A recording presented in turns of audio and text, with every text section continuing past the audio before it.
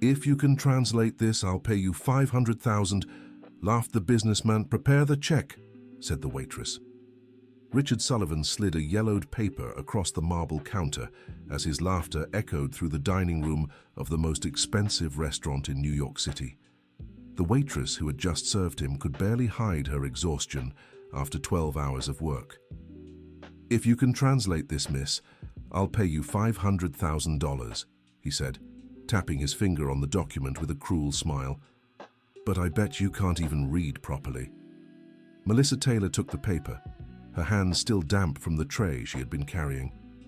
Her eyes scanned the strange symbols etched on the aged sheet. Her heart raced when she recognized that ancient script, the same characters her grandmother Hope had secretly taught her during her childhood in rural Maine. "Prepare the check," she replied firmly, lifting her gaze to meet the businessman's. Richard's smile vanished instantly. He had expected any reaction but that quiet confidence in the young woman's eyes. Other restaurant patrons began to take notice of the scene, some discreetly filming with their phones. "You're bluffing," Richard muttered, but there was a note of uncertainty in his voice. Melissa carefully folded the paper and tucked it into her apron pocket. "You said 500,000. I accept, but I want the check signed first." The restaurant manager, Catherine Wilson, approached, drawn by the commotion. She was an elegant woman in her 50s who had always treated Melissa with respect, unlike many other customers. "What's the problem here?" Catherine asked, looking between them. This employee of yours is trying to scam me," Richard stammered. "She claims she can translate an ancient Armenian document." Melissa felt a shiver. Armenian. Her grandmother had always said their family had distant roots in that faraway land, but she'd never known for sure if it was true or just one of the old woman's many stories. "Armenian," Catherine repeated with sudden interest. "Melissa, do you really know that language?"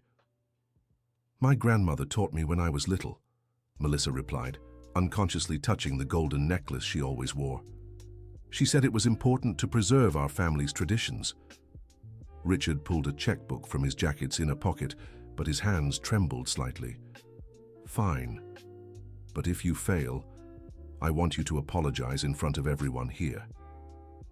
And if I succeed, besides the 500,000, I want you to tell everyone where you got this document."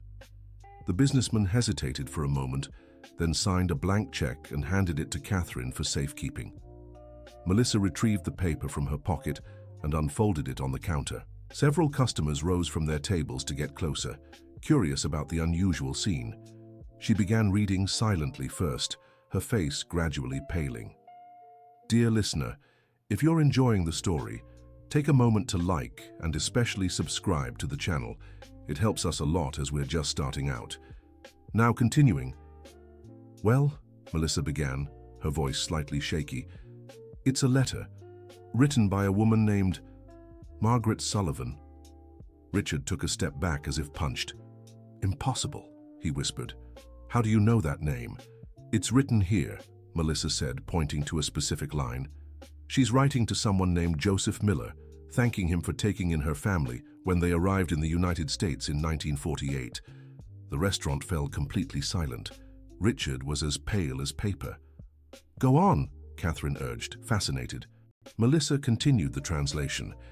"My dear Joseph, I can never thank you enough for giving us work and shelter when we arrived from Boston with nothing but the clothes on our backs. My son Richard is still too young to understand the hardships we've been through, but one day he'll know that our family owes everything to your kindness. I keep your mother's dolma recipe with me, as promised, and I'll teach it to my daughter-in-law when Richard gets married. I hope we can maintain our friendship forever because you're like a brother to me." Richard leaned on the counter, breathing heavily. Where did you get this?" he asked hoarsely. "That's my question," Melissa retorted. "This document belongs to my family. Joseph Miller was my great-grandfather." A murmur of surprise spread through the restaurant. Catherine looked from one to the other, trying to process the information. "This is crazy," Richard muttered. "My mother never told me about any Joseph, because she promised to keep it a secret," Melissa continued, turning the paper over. "It's written here on the back. She says you must never know about the help they received because it would hurt your pride when you grew up. Melissa kept translating. Richard is a smart, determined boy. I know he'll be successful one day, but I hope he never forgets his humble beginnings. If anything happens to me, I ask that you care for him as if he were your own grandson. In return, I promise my family will always be there to help yours, no matter how much time passes. Richard sank into a nearby chair, running his hands over his face. My mother. She always said we made it on our own, that we were a noble family who had lost everything in Armenia and rebuilt our lives in the United States through sheer effort. Maybe she wanted to protect you, Melissa said softly. Poverty hurts, especially when we're children. An elderly woman dining alone at a nearby table slowly stood and approached. Excuse me, she said with a thick accent. I couldn't help overhearing. Are you talking about Margaret Sullivan? Everyone turned to her. She was a woman with completely white hair, dressed in simple elegance. You knew her? Richard asked, a thread of hope in his voice. I'm Dorothy Miller, she replied with a sad smile. Joseph was my older brother, and Margaret was my best friend. The silence that followed was broken only by the muffled sound of traffic outside. Melissa felt her legs tremble. Aunt Dorothy, she whispered. You're my great-grandfather's sister. The elderly woman nodded, her eyes brimming. Melissa, dear, I've been searching for you for years. Your grandmother Hope was my great-niece. When she moved to New York City in the 80s, we lost touch. Richard stared at the scene in total shock. This means that we're practically family, Dorothy finished. Your parents met because Margaret and Joseph were like siblings. Your mother worked for us for many years, but not as a maid. She was our partner in the fabric store we had in Chinatown. Melissa felt tears streaming down her face. So many pieces of a puzzle she hadn't even known existed were falling into place. My grandmother always spoke of a Sullivan family, she murmured. She said they were good people, but something happened that drove them apart. Dorothy sighed deeply. Margaret died when Richard was 16. She was very proud, your mother, dear, she said, looking at Richard. In her final years, when you were grown and starting work, she insisted on repaying all the help we'd given. She demanded to pay an amount we never even asked for, said she didn't want you growing up thinking you owed anyone anything. She never told me any of this, Richard said, his voice choked. Because she loved you, Dorothy continued. But she also built a wall between our families. Joseph was deeply hurt. They had a terrible fight before she passed. Margaret shouted that she didn't want you to know how poor they were when they arrived, that you deserved to believe you were descended from an important family. Melissa wiped her tears and looked at Richard, who seemed like a smaller version of himself, slumped in the chair. That's why my grandmother kept this letter, she said. She always said that one day we'd need to prove our family wasn't lying about the connection to the Sullivans. But why do you have this document? Asked Richard, confused. Dorothy answered, because Margaret gave me all the old letters before she passed. She said if you ever searched for the truth about your roots, I should show you, but you never looked. In fact, whenever someone mentioned the family's humble past, you got angry. Richard ran his hands through his hair, messing up his perfectly styled look. I was always ashamed. In the private schools my mother managed to enroll me in, all the other kids came from old established families. I made up stories about our ancestors, just to fit in. And you built one lie on top of another, Dorothy said sadly, until you started believing them yourself. Catherine, who had stayed silent the whole time, finally spoke. Melissa, I need to tell you something too. Everyone turned to her. When you applied to work here, I looked into your background. I saw your grandmother's name, Hope Taylor, and remembered my mother always spoke of a friend by that name, a very wise woman who helped our family years ago. Melissa's eyes widened. Your mother? My mother was a doctor, but in the 80s she was just starting her career and struggling financially. Your grandmother, who worked as a seamstress, always refused payment for the dresses she made for her. She said it was important to help other women grow professionally. Richard lifted his head, beginning to grasp the depth of the connections between all these people. How many people? How many families did my mother and yours help? Many, Dorothy replied. Our parents came from a culture where looking out for one another was a matter of survival. They brought that with them to the United States. Melissa pulled up a chair and sat beside Richard. "You know what's ironic?" she said. "I always wanted to know more about my family, about our roots. My grandmother died when I was 17, and she took so many secrets with her. I had no idea there were others who could tell me these stories. And I always wanted to forget where I came from," Richard admitted. "I thought my background was a weakness." Dorothy stepped closer and gently touched Richard's shoulder. "Your professional success is admirable, dear, but it was built on a false foundation. You deny the brave woman who raised you alone. You deny the community that welcomed you. You deny your own roots." Richard looked around the upscale restaurant as if seeing it for the first time. "I became everything my mother despised," he murmured. "Arrogant, elitist, mistreating hard-working people just like she was." "But it's not too late to change," Melissa said. "Your mother's letter ends with a promise. She says the families would always be connected no matter how much time passed." Dear listener, if you're enjoying the story, take a moment to like and especially subscribe to the channel. It really helps us as we're just starting out. Now, continuing. Richard raised his eyes to Melissa. "What else does the letter say?" Melissa unfolded the paper again and continued translating. "I leave this document as proof of the love and gratitude I hold for the Miller family. If my son ever questions our story, show him that being poor is no reason for shame when you have dignity and love. Let him know we arrived with nothing, but we were never alone, because we found a family of the heart in American soil." Tears now streamed freely down Richard's face. "Did she write anything else?" "Yes," said Melissa, turning the page. "There's a part specifically for you." Richard swallowed hard. "My dear Richard, if you're reading this, it means you've finally decided to learn the truth about our family. I'm sorry for hiding so much from you. I wanted you to grow up strong and confident, but perhaps I went too far in shielding you from reality. Know that every sacrifice I made was out of love. Know also that you have an extended family who loves you, even without truly knowing you. Don't be ashamed of your roots, my son. Be proud. We are survivors, we are fighters, and above all, we are grateful." The restaurant had fallen completely silent. Even the kitchen staff had stopped working to listen. Richard wept openly, no longer caring about the public image he had always cultivated. "There's more," Melissa continued, her voice also trembling. "Richard, if you find the Miller family, ask for forgiveness on my behalf for the pain I caused in my final years. Pride blinded me. And if you find my descendants, care for them as they once cared for us. This is my last wish." Dorothy stepped closer to Richard and embraced him like a mother would her son. "Your mother was an extraordinary woman," she whispered in his ear.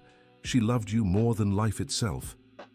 Richard returned the embrace, sobbing like a child. "I wasted so much time," he murmured. "So much time being a terrible person." Melissa stood and walked over to Catherine, who held the signed check. "I don't want the money," she said, "but I have a proposal for you, Richard." Richard pulled away from Dorothy and looked at her, wiping his eyes with the sleeve of his expensive suit. "Anything," he said. "Anything you ask. I want you to help me find other descendants of the Armenian families who came to the United States around the same time as your mother. I want to create a project to preserve these stories, these letters, these memories." Richard nodded immediately. "Yes, of course. We can start tomorrow." "And there's more," Melissa continued. "I want you to tell your true story publicly, so others understand there's no shame in humble beginnings." Richard hesitated for a moment, thinking of his reputation, his wealthy clients, the artificial world he'd built around himself. "It might be difficult," he admitted. "My partners, my clients, they expect a certain image from me." "Then maybe it's time to find partners and clients who value who you truly are," Dorothy said gently. Catherine stepped forward. "Richard, may I suggest something? Why not fund a scholarship program for young people from immigrant backgrounds? Your company could sponsor it, and you could share your real story as part of the campaign." Richard looked around at all these people who, half an hour ago had been strangers and were now part of a network of relationships he hadn't even known existed. "You know what?"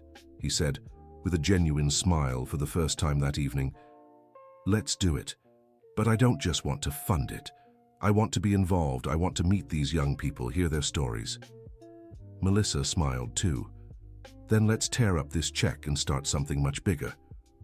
Catherine ripped the check into tiny pieces, and they fluttered to the floor like confetti. "Actually," Richard said, pulling out his checkbook, "I'll write an even bigger one. For the project, not for you personally. 500,000 is just the beginning." "There's one condition," Melissa said. "I want Dorothy to be the project coordinator. She knows the stories, the families, the traditions." Dorothy seemed surprised. "Dear, I'm already 82 years old." "Exactly why," Richard interrupted. "You have the wisdom I lost along the way, and I have the resources you need to preserve these memories." A young man who had watched the entire scene from a nearby table approached timidly. "Excuse me," he said. "I'm a journalist. May I suggest turning this story into a documentary? I think many people would relate." Richard looked at Melissa, who nodded. "But on one condition," Richard said. "We want it to be a real documentary, no romanticizing. I want to show how I became an arrogant person and why that was wrong. And we want to include other families," Melissa added. "It's not just about us.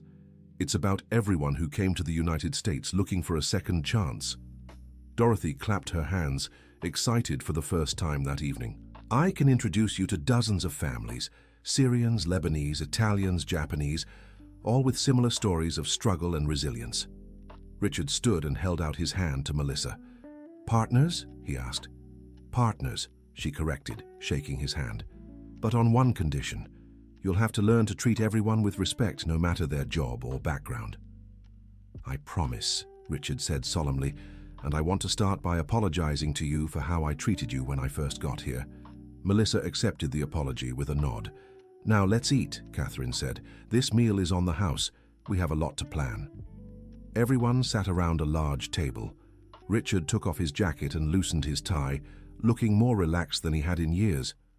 Melissa carefully tucked the letter into her pocket, now as a treasure, not a secret. "You know what's most amazing?" Richard said as they waited for dinner. "My mother always cooked Armenian dishes at home. Dolma, pilaf, baklava. I loved them, but as I grew up I became ashamed to bring those treats to school. My grandmother cooked those too," Melissa said, smiling. "She called them family recipes." Dorothy laughed. "Because they are. Margaret learned from my mother, and my mother taught your great-grandmother, Melissa. We're all connected by these recipes too." Dinner arrived, and for the first time in decades, Richard ate slowly, savoring every bite and listening intently as Dorothy shared stories about the first Armenian immigrants in New York City. "Your mother was stubborn," Dorothy told Richard, "but she was also the most generous person I knew. Whenever a new family arrived from Armenia, she'd show up at our door with food, clothes, offering help." "She never told me that," Richard murmured. "Because she didn't want you to feel obligated to keep helping others," Dorothy explained. "She thought you'd already sacrificed enough because of the family's poverty." Melissa touched Richard's arm. "But now you can choose to help because you want to, not out of duty." Richard nodded, eating thoughtfully. "Do you know what I did before landing my first good job?" he asked. Everyone shook their heads. "I worked at a mechanic's shop in Little Italy. The owner was an Italian who'd come to the US in the 50s. He taught me that honest work, no matter what kind, always brings dignity." "What happened to that philosophy?" Melissa asked gently. Richard sighed. "When I started making money, I thought I had to forget all that to be accepted in wealthier circles. I created a completely false persona." "How did it feel playing that role?" Dorothy asked.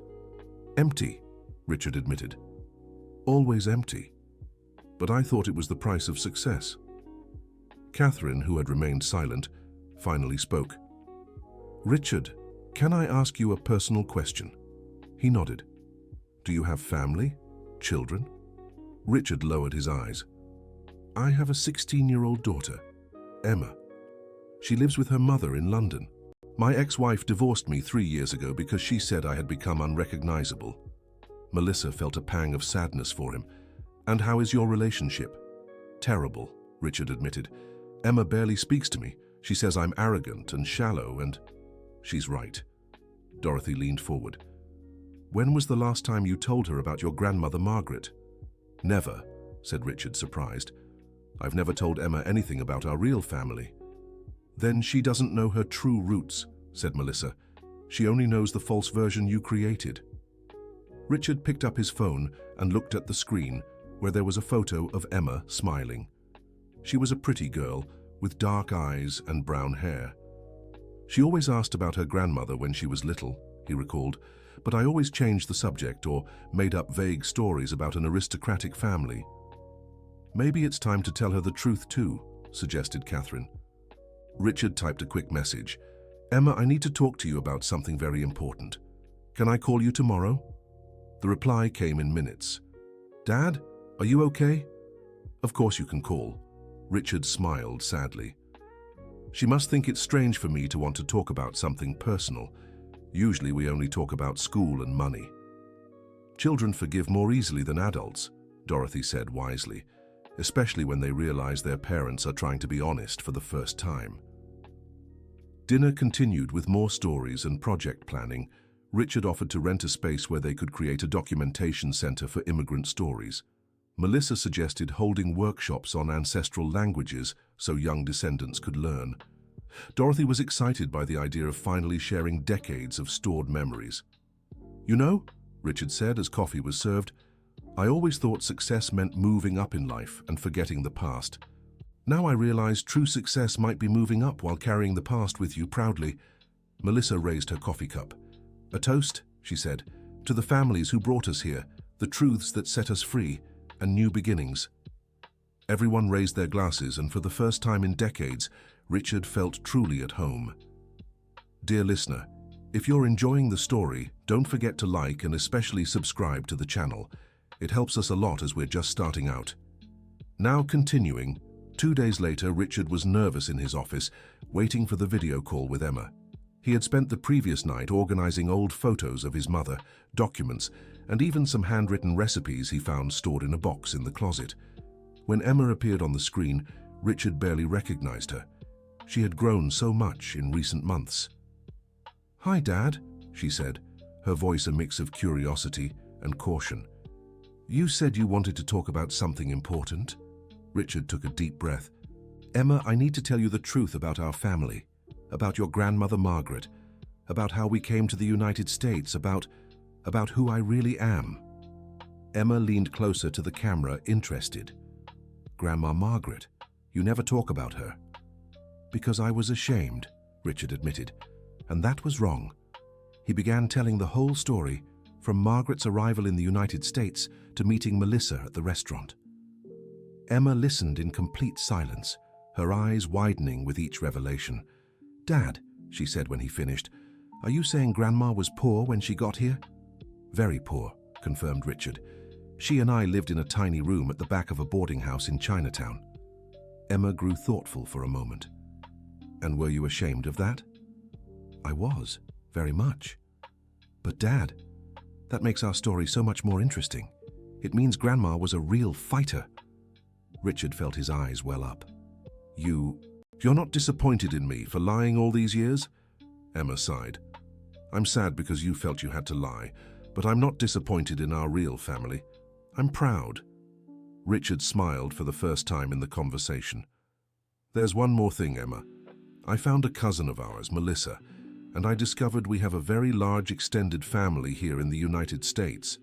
Really? Can I meet them? Of course. In fact, we're starting a project to preserve the stories of immigrant families. Would you like to be part of it? Emma visibly brightened. I could interview people my age who are also descendants of immigrants, make videos, start a channel. Richard laughed, seeing his daughter's excitement. You've inherited the family's entrepreneurial spirit, but this time let's use it for something that truly matters. Dad, can I ask you something? Anything. Why did you change so much over the years? Mom always says you weren't like this when you first met. Richard paused, considering his answer. because I thought I needed to be someone else to succeed, but I realized I was wrong. Real success comes from being authentic, not pretending to be someone you're not. Will you go back to how you were before?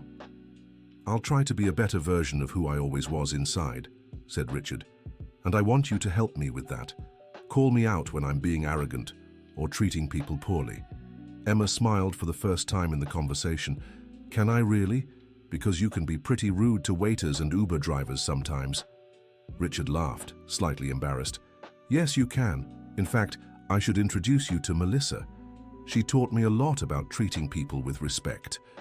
They talked for another hour, with Richard sharing stories about Margaret that he'd kept to himself for decades. Emma asked thoughtful questions and showed genuine interest in the family history. Dad, when I visit for vacation, can I learn to cook the dishes Grandma used to make? Of course, Aunt Dorothy promised to teach the original recipes to the whole family.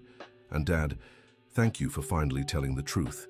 It makes so much more sense now, understanding why you sometimes seem so lost. After the call, Richard leaned back in his chair, feeling lighter than he had in years. He picked up the phone and called Melissa. Melissa, it's Richard. How's the project planning going? Hi, Richard. It's going really well. Dorothy has already reached out to 15 different families. We have incredible stories to document. Great. Listen, I just spoke with my daughter Emma. She wants to be part of the project too. That's wonderful. How old is she? 16. She suggested creating content for kids her age. I think it could be an interesting perspective. Perfect. When is she coming to the United States? In 3 weeks. By the way, Melissa, can I ask you something personal? Of course. How do you stay so balanced even when I treated you poorly at the restaurant? You kept your dignity. Melissa laughed on the other end. My grandmother taught me that true strength comes from within. She used to say that when we know our worth, no one can diminish us. Your grandmother was a wise woman. She was. And I think your mother was too. She raised a strong son, even if you lost your way for a while. Richard felt a lump in his throat. Melissa, can I confess something? Go ahead. These last 2 days have been the first in years where I've felt truly happy. Not satisfied with external achievements, but truly happy. Do you know why? No. Because you're finally being yourself. That afternoon, Richard did something he hadn't done in decades. He visited his mother's grave. He brought fresh flowers and a copy of the letter Melissa had translated. Mama, he said, kneeling before the simple headstone, I ask for forgiveness for denying you all these years. I ask for forgiveness for being ashamed of the brave woman who raised me. He stayed there for an hour, telling Margaret about Melissa, about Dorothy, about the project they were creating. He promised to honor her memory in a worthy way. As he was leaving the cemetery, he met an elderly man placing flowers on a nearby grave. Excuse me, the man said.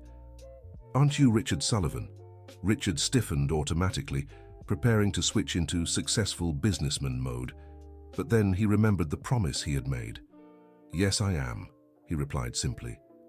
I knew your mother, the man said, smiling.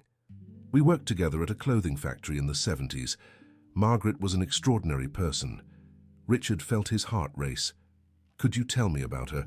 I want to know the real version of my mother.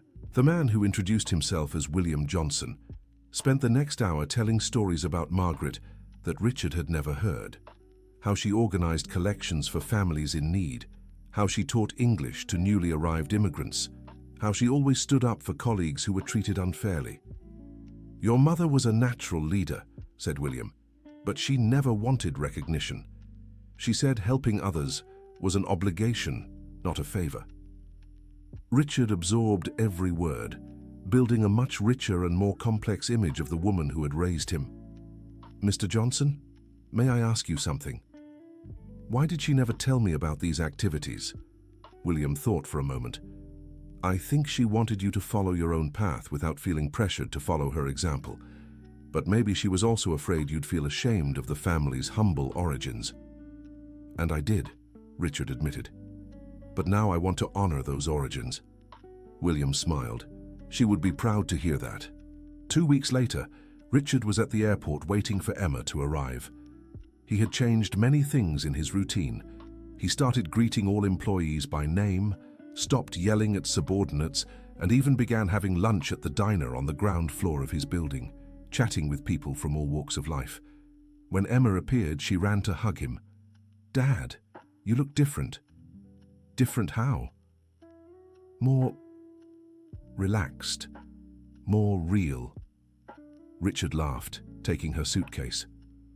"We're meeting your cousin Melissa today. She's eager to meet you." On the way to the hotel where Emma would stay, she asked dozens of questions about the project, about the newly discovered family, about the plans for the documentary. "Dad, can I suggest something?" she said. "Of course." "What if we also created an exchange program for young descendants of immigrants from different countries, so they could share their stories?" Richard looked at his daughter with admiration. "You have your grandmother's brilliant mind," he said. "It's an excellent idea. And Dad, can I tell you a secret?" "Go ahead." "I always knew you were hiding something about our family, and it made me feel insecure, like part of my identity was a mystery." Richard felt a pang of guilt. "And now I feel complete for the first time," Emma said, smiling. "I know where I come from. I know who my ancestors are. I know why you are the way you are." They arrived at the restaurant where Melissa and Dorothy were waiting. The reunion was emotional, with tears, hugs, and many stories shared. Emma immediately connected with Melissa, who was only 10 years older than her. Dorothy was delighted by the girl's intelligence and curiosity.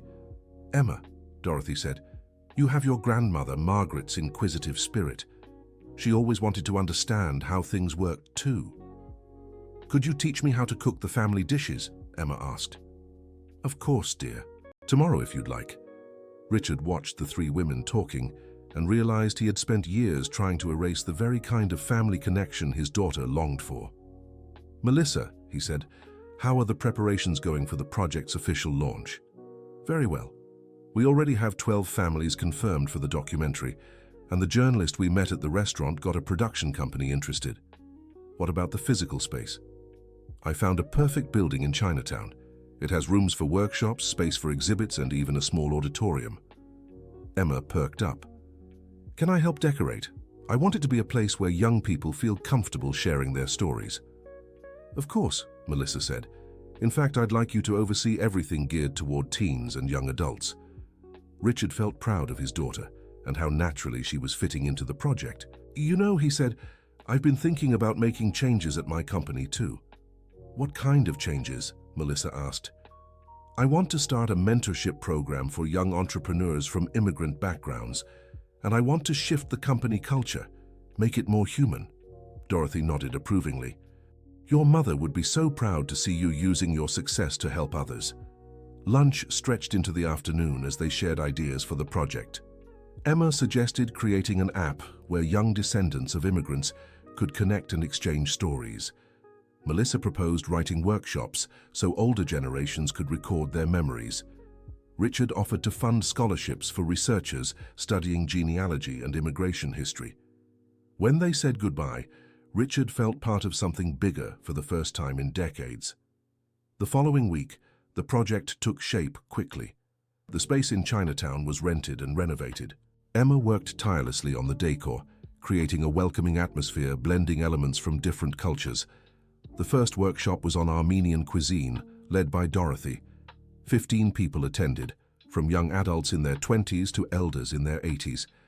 Richard participated eagerly, learning to make dolma for the first time since childhood. "Dad," Emma whispered as they rolled the grape leaves, "are you crying?" Richard touched his face and realized he was emotional. "It's just, the smell reminds me of my mother," he explained. "I'd completely forgotten that memory." Emma took her father's hand. "Now you'll never forget." During the workshop, Richard met other Armenian descendants with stories similar to his. Many had gone through the same process of denying their roots before reconciling with them. "It's funny how we all thought we were alone in this struggle," remarked a woman in her 40s. "But really, it's a common pattern among immigrant children. That's why this project matters so much," Melissa said. "It shows we're not alone in these experiences." After the workshop, Richard, Emma, Melissa, and Dorothy gathered to reflect. "How did you all feel?" Melissa asked. Whole, Richard answered immediately. For the first time in decades, I felt connected to myself. Emma nodded. And I understand better why I sometimes feel torn between cultures. It's not just me, it's something many of us share. Dorothy smiled. You're starting to understand what it truly means to belong to a community. Richard looked around the space they had created, with photos of immigrant families on the walls, shelves full of books about different cultures, and the aroma of spices in the air. You know what amazes me the most, he said. How this has changed my perspective on everything. On work, on relationships, on what really matters in life. Melissa smiled. And how do you feel at work now? Different, more human. My employees have noticed the change. Some told me they're more motivated because they feel I genuinely care about them as people. Emma picked up some photos she had taken during the workshop. Can I post these on Instagram? I want to show my friends the amazing project we're building. Of course, said Richard. Actually, I think we should create official social media profiles for the project. Already done, Emma said, grinning. And we already have 500 followers. Dorothy laughed. You young people move so fast.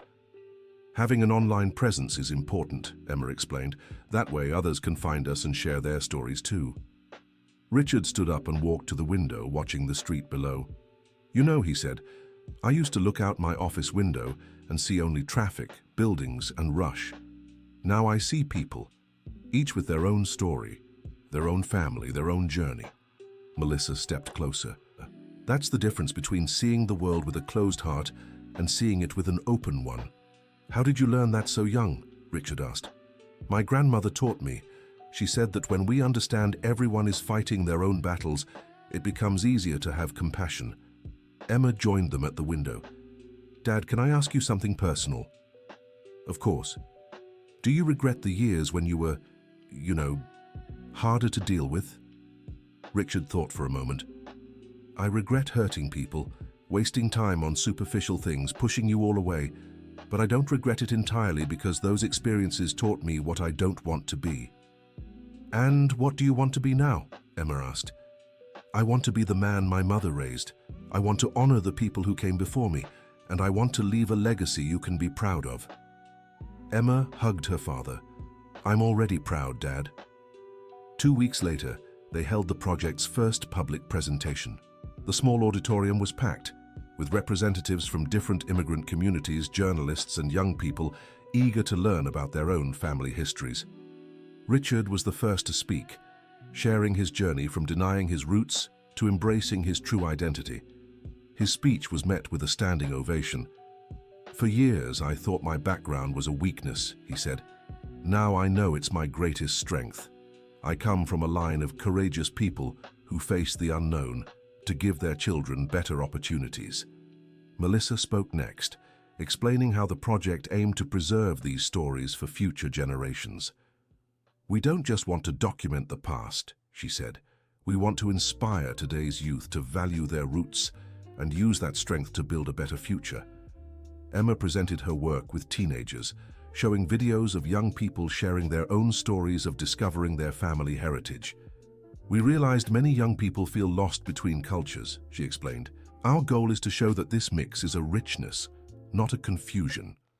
Dorothy closed the presentations by speaking about the importance of keeping cultural traditions alive. Every recipe, every word in an ancestral language, every story told by our elders is a treasure that must be preserved, she said. Not to stay stuck in the past, but to strengthen the present. After the introductions, there was a cocktail hour where people could chat and exchange contacts. Richard was approached by dozens of people interested in contributing to the project or sharing their own stories. An elderly woman came up to him with teary eyes. Mr. Richard, she said, thank you for having the courage to tell your story.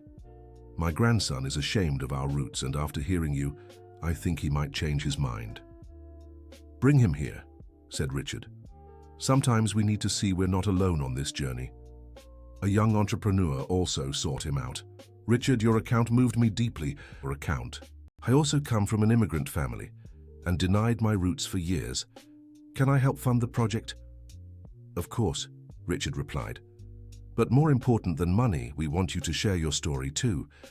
The event was an absolute success. They left with a list of over 100 people interested in joining the next activities. On the way home, Richard, Emma, Melissa, and Dorothy excitedly discussed the next steps. "Did you notice how eager people were to talk about these issues?" Melissa observed. "It's because everyone carries these doubts and conflicts," said Dorothy, "but there are rarely safe spaces to share them." Emma was thrilled. "Dad, can I stay longer in the United States? I want to take part in the next workshops." Richard hesitated. Emma was supposed to return to London for the start of the school year. "We can talk to your mother," he said. "Maybe she'll agree to let you stay a few more months." "Actually," Emma said, "I was thinking, what if I finished high school here in the United States? That way I can join the project and get to know our family's country better." Richard felt a wave of happiness and fear at the same time. "Do you really want this?" "I do. For the first time in my life, I feel like I've found my place in the world." Melissa and Dorothy exchanged emotional glances. "Emma," Dorothy said, "it would be an honor to have you with us longer." "And I can help you adjust," Melissa offered. "I know how challenging moving countries can be." Richard pulled the car into a parking lot and turned to face his daughter. "Emma, are you sure this is what you want? You're not doing it for me, are you?" "Dad, for the first time in my life I know exactly what I want. I want to be part of this story. I want to help others find their roots, and I want to be close to you while you keep discovering yourself too." Richard hugged his daughter, feeling his family was finally coming together for real. 2 months later, Emma had fully adjusted to life in New York City. She attended an international school in the mornings and worked on the project in the afternoons. She had become the bridge between the young participants and the older organizers. Richard had made significant changes to his company. He created a more collaborative work environment, implemented employee wellness programs, and established partnerships with organizations helping immigrants and refugees. Melissa left her waitressing job and devoted herself entirely to the project, which had grown exponentially. They had documented over 50 family stories and built a support network for descendants of immigrants across the New York metropolitan area. Dorothy, at 82, was more active than ever. She led ancestral language workshops, taught traditional cooking, and became a mentor to young people discovering their roots. One day, while organizing photos for a new exhibit, Emma found an old picture that caught her eye. "Aunt Dorothy," she said, "who are these people?" Dorothy walked over and smiled. "That's a photo from 1952. Your grandmother Margaret is here, my brother Joseph there, and these other people are members of different immigrant families who met in the United States." "They seem so united," observed Emma. "They were," confirmed Dorothy. "They formed a true extended family. Marriages, births, hardships, everything was shared." Richard approached to look at the photo. "Why did this community drift apart?" "For the same reasons that made you deny your roots," explained Dorothy. "As the children grew up and prospered, many thought that maintaining traditions and family connections would prevent them from fully integrating into American society." Melissa, who had just arrived, overheard the conversation. "So what we're doing now is reconnecting communities that once existed." "Exactly," said Dorothy. "We're rebuilding bridges that were broken by fear and shame." Emma had an idea. "What if we organized a big gathering, tried to bring together descendants of all these families in the photo?" Richard got excited by the suggestion. "It would be like a giant family reunion." "I can try to locate these people," offered Melissa. "With social media and the contacts we already have, it might be possible." Dorothy clapped her hands, thrilled. "What a wonderful idea. Some of these young people in the photo might still be alive, and imagine how many children and grandchildren they must have." The reunion project became a mission. Over the following weeks, they dedicated themselves to identifying the people in the photo and tracking down their descendants. It was detective work that involved searching through records, immigration documents, social media, and lots of networking. Gradually, they began finding people.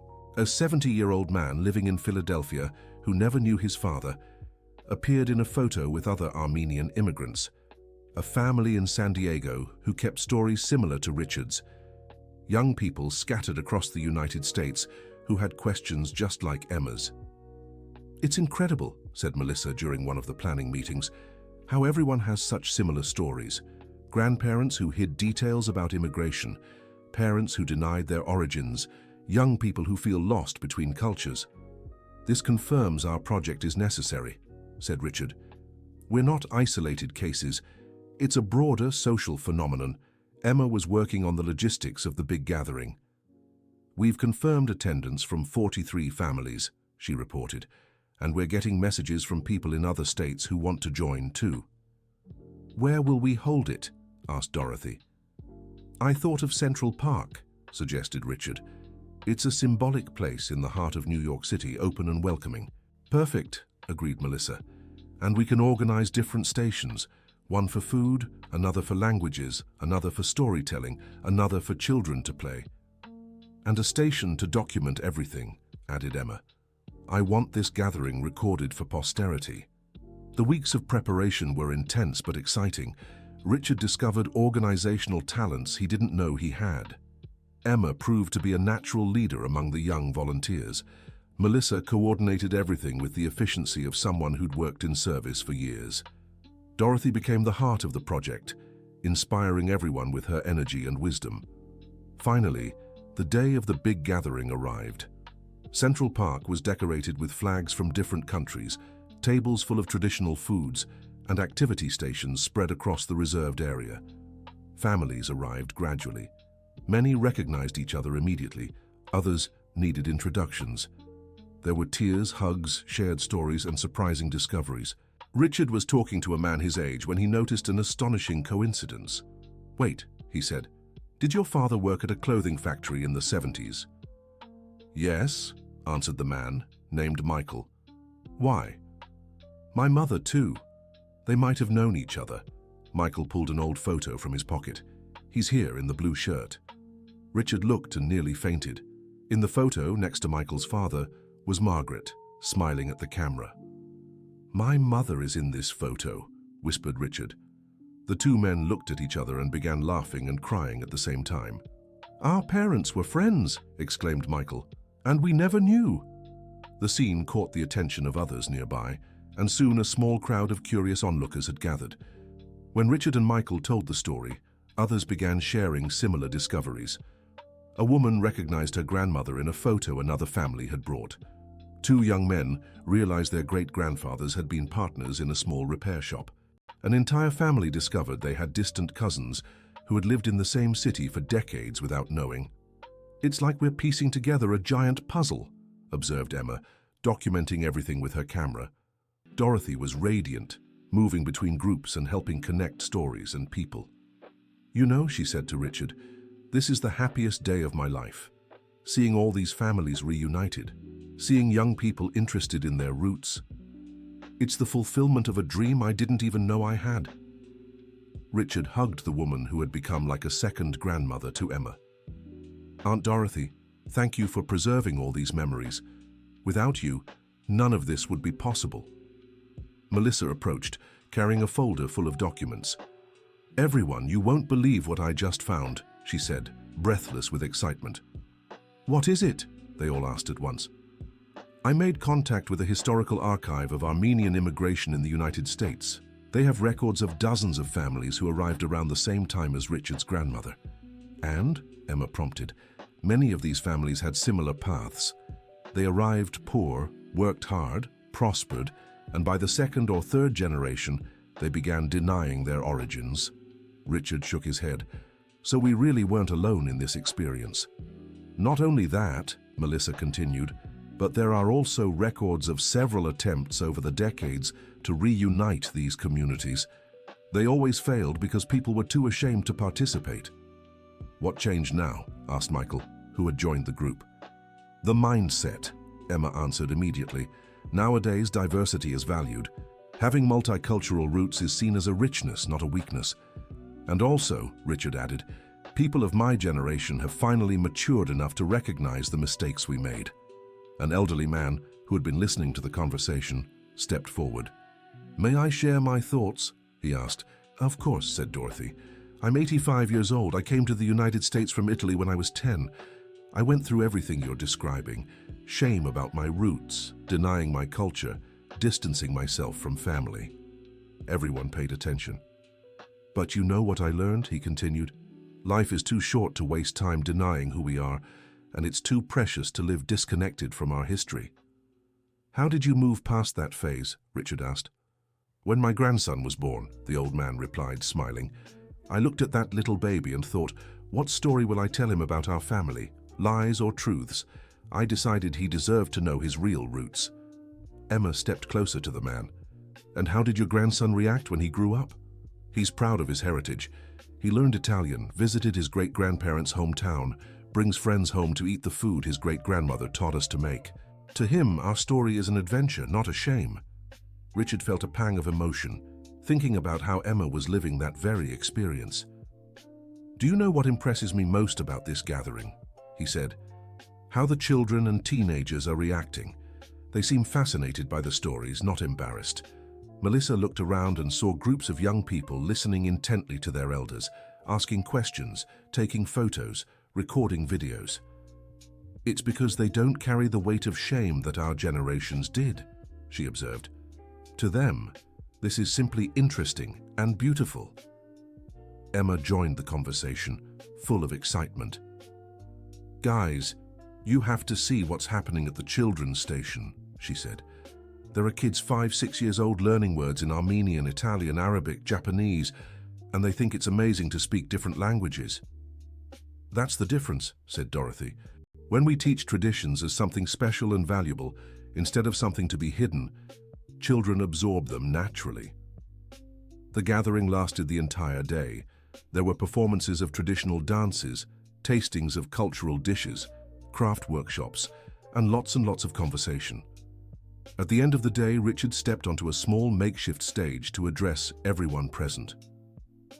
"Friends," he began, "when I woke up this morning, I could hardly believe this day had finally come.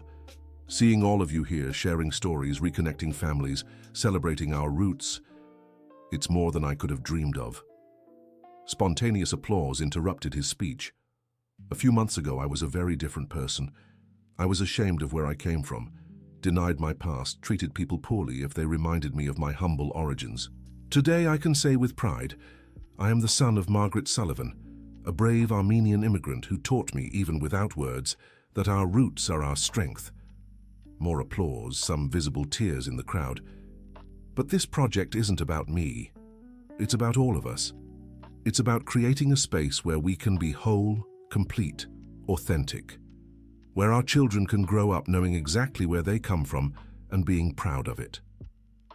Emma watched from the side of the stage, her eyes shining with pride.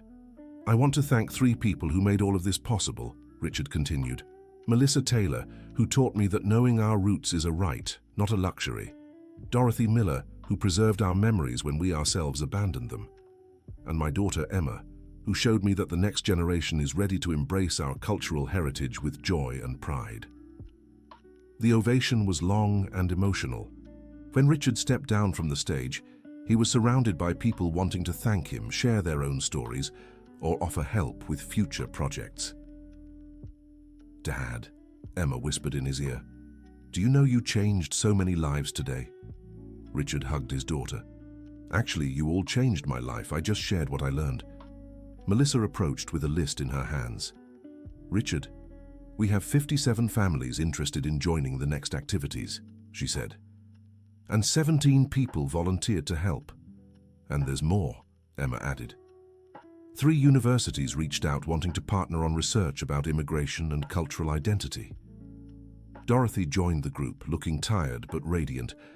"Kids," she said, "do you know what you accomplished today?" "What?" they all asked. "You restored dignity to dozens of families. You showed that our history matters, that our traditions have value, that our ancestors deserve to be remembered with pride." Richard felt a lump in his throat. "Aunt Dorothy, do you think my mother would be proud?" "Sweetheart," she said, gently touching his face, "your mother is proud.